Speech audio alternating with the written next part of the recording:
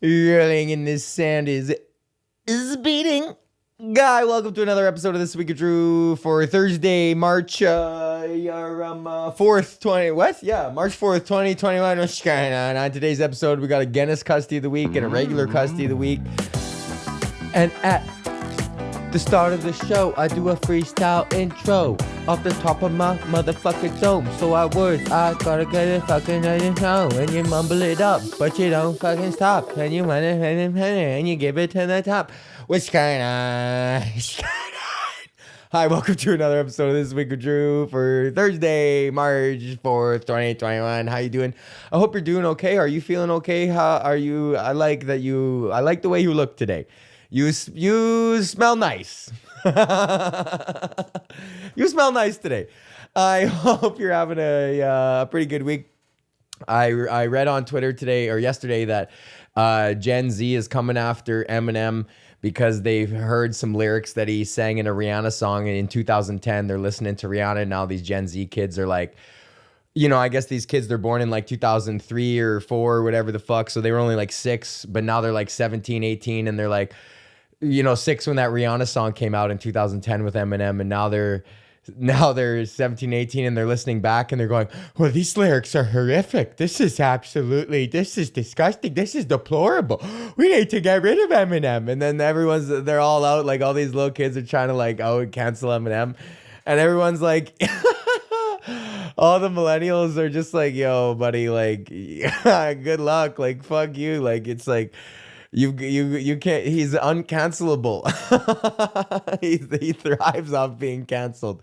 That's literally like, you guys don't remember 1999. This guy was coming after. He was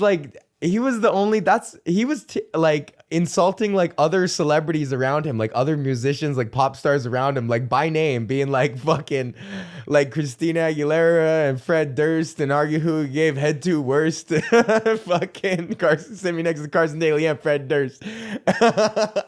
And fucking, and like just going after boy bands and all that stuff. And it's like, I miss that. Eminem brought this like culture. He was like, it's funny to see like celebrities like beef each other like that, man. I just literally like call you out for being trash. And that was in the 90s. And then he was getting awards too for it. He was like throwing up his middle fingers and like, fuck you, fuck all this shit. And they're like, here you go. Like, congratulations.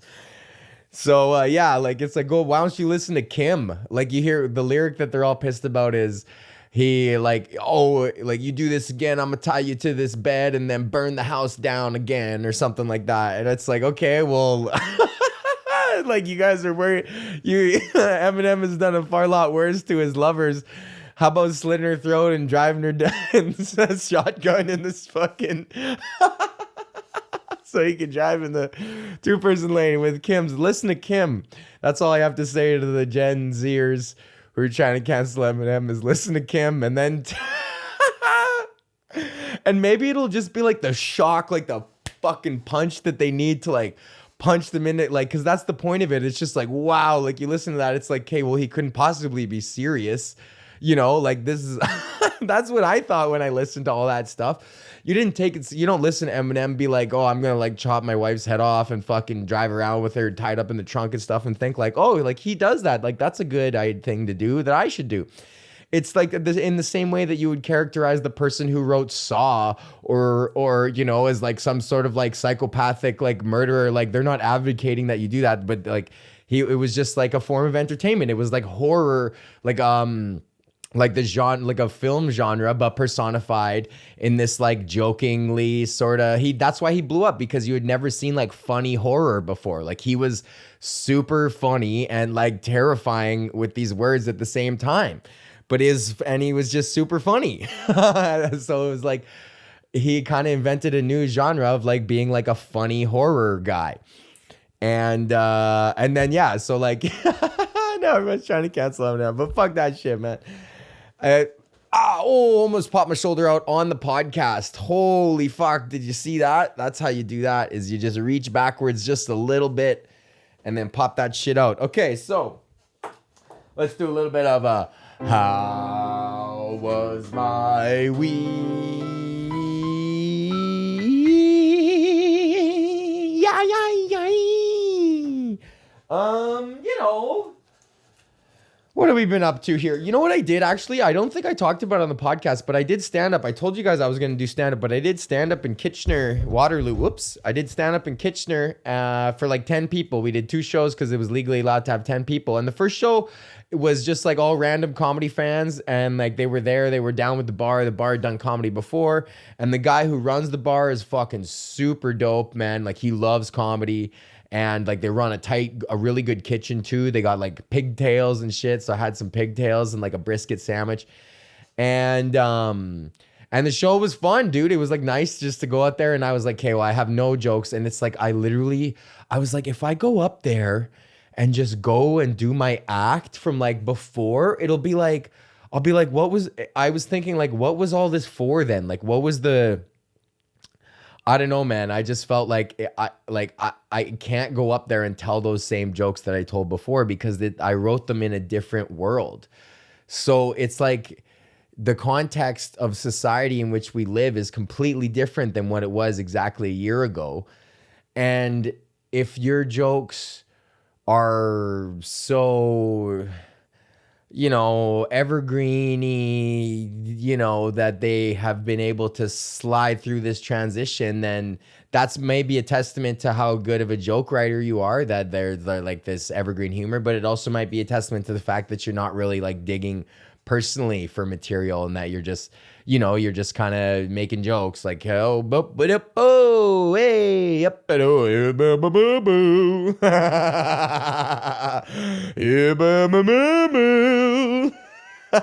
just kind of making sounds and even though like I'm guilty of that as fuck, but it's like, there's always, I feel like, been an intention behind what I've been doing, even though it's been masqueraded as like, I don't know, dumb or whatever, but it's fun. It's fun to be dumb. If you're going to be dumb, you got to be tough. But to me, that was what I always found was the funniest stuff growing up was like South Park was like, if you were unintelligent, you would just look at that and see, well, that's like a show about a talking poo and like it's super dumb. But they became this like the most scathing satire and critical, it's almost like a critical analysis just disguised in shit and fart jokes. But, and if on the surface, if you're not, open enough to just like, watch it and get it, then you'll be like, oh, this is like offensive or dumb or stupid or like, but so that was always my favorite was that always the smartest guys were hiding in the dumbest, like Hank Hill, King of the Hill. Those are like some of the fucking, like Boomhauer and those guys are so fucking stupid, but it's so smart. Like Mike Judge, like, I don't know, Idiocracy, that movie, like it's like all the, like, it's such a scathing, criticism and of deep philosophical, maybe not representation, but it's just definitely like, Idiocracy is like we weren't far away from that movie, man, So anyways, fucking, what the fuck? Why did I even bring that up? Kitchener. I went and did comedy for people who wanted to see it. Why the fuck did I bring that up? I don't know. Okay, moving on. Pushing right along. Chugging along on the podcast. 9 minutes. I went to Barrie. I went sledding. There's a snow valley in Barrie. I went with a bunch of my comedian buddies, Natish and Karen Soldo. And fucking, and Reitz was there too, Mike Rita. And, and it was like sick because it was like a snow tube thing where it's like at a ski hill where they hook your tube on and they tow you right up. And then you go down the little chute and then down you go. And I worked at a ski hill in Sunridge in Edmonton, and we were the first ones in Edmonton to have that. I remember when we installed the tube park, it was like, whoa, man, like this is sick. We got to try it out. And the best part was that you didn't have to walk up, man. That's the worst part about sledding and tubing and tobogganing as a young kid, is that you got to walk back up. Scott Belford has one of the best jokes ever written about that. He said he was jealous of the GT snow racer kids on the way down, but because he had the crazy carpet. But on the way up, he said they had to carry their heavy GT snow racers, and he had the crazy carpet flying in the wind, waving like a cape of freedom. Freedom and poverty. I fucking Scott Belford, man, is the funniest guy. Oh, that's who I'll get for the interview for the podcast for next week. Is Scott Belford, man. His a baseball podcast is finally getting a little bit of traction. Oh, I don't do that, bro. Why do you keep leaning back with the shoulder to try to fucking do that? So yeah, I was sick to go sledding, and then I took a video of me going down the hill. Like I put a little POV video, but I ended up putting my thumb over the fucking camera because I thought I was like being slick, like holding it like in a good way, but I was holding it on the wrong side. I was like, oh, I'm gonna climp it right here, and then the camera will be. But then I clipped it with the wrong hand because I was holding on with my left hand, and then I used my right hand to hold the camera, and then I was like, yeah, and then I clipped it right over the fucking camera. Oh, and then I got to the bottom. I was like, yo, I took a video, and everyone's like, yo, let's see. And then it was like, bum, bum, bum, bum, bum, bum, bum, bum, bum, like close, like fuck, man. I don't know. Yeah, so that was fun. And then I was talking about Socrates. I don't know. I don't want to do that anymore. Okay, so let's do a little bit of fucking time for Custy of the Week. Okay, today's Custy of the Week is actually is my number 2 fan, Terren. My number 2 fan, Terren. And Terren got nominated by Nick on the Discord server because fucking Terren said this. Let's all take a moment to be thankful McDonald's discontinued the lobster roll. I had one and nearly puked on the first bite.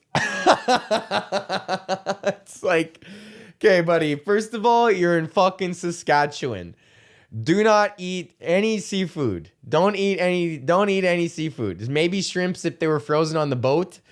But do not, other than that, and trust me, Terren, you met me in Saskatchewan, bro. I've been to Saskatchewan a fuck ton. I probably spent like 2% of my life in Saskatchewan, honestly.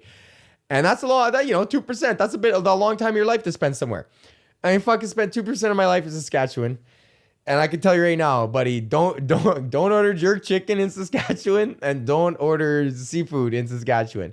When you're in Saskatchewan, you get that fucking beef, get that Saskatchewan snow beef is good. Really fucking good. That's the thing is, why do places try to do what they don't? Like, you're in Saskatoon, you got these berries, make me a nice berry fucking pie with some beef. You got the grains, give me some nice bread. Just do that.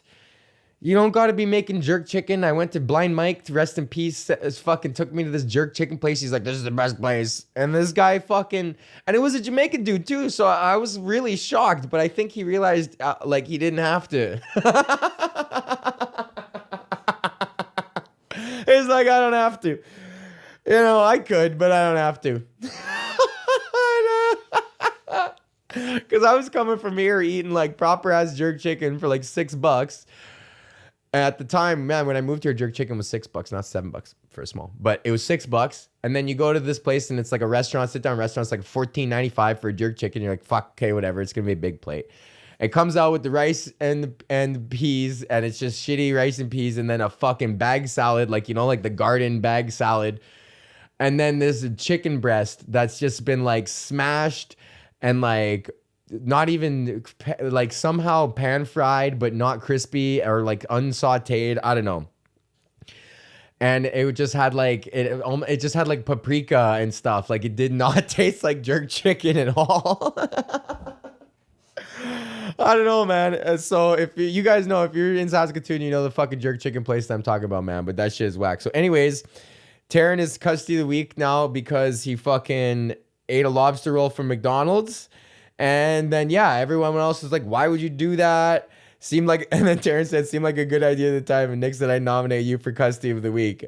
But it was like 5 years ago, they did a Canada-wide promo each week, and lobster was the East Coast one. So there was a lobster roll. Yeah, so eating any sort of seafood from a fast food restaurant, that's Custy. That'll get you a Custy strike. Ordering a lobster in Saskatchewan will get you number 2 Custy strike. And then from McDonald's, like that's number 3. But Terren, that's all right. You're fucking still number 2, bro. You're still number 2 in my heart.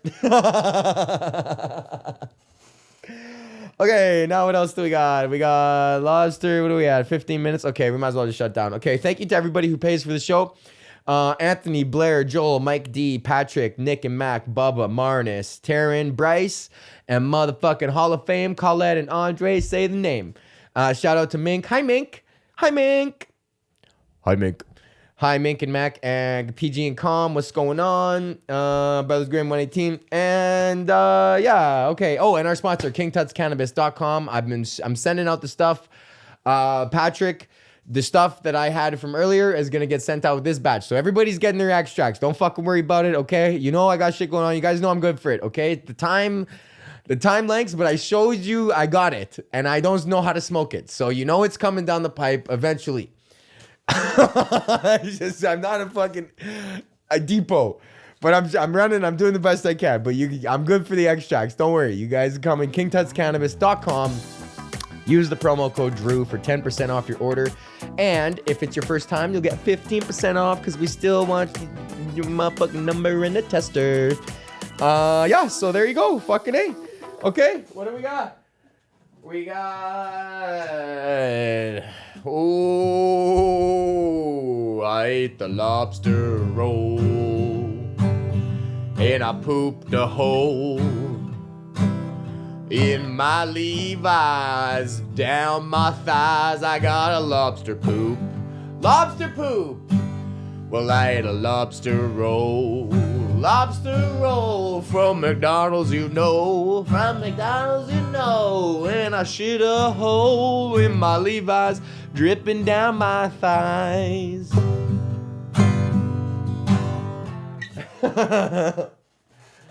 All right, G7, yeah. G7's a nice chord to end on. It's a G7, yeah.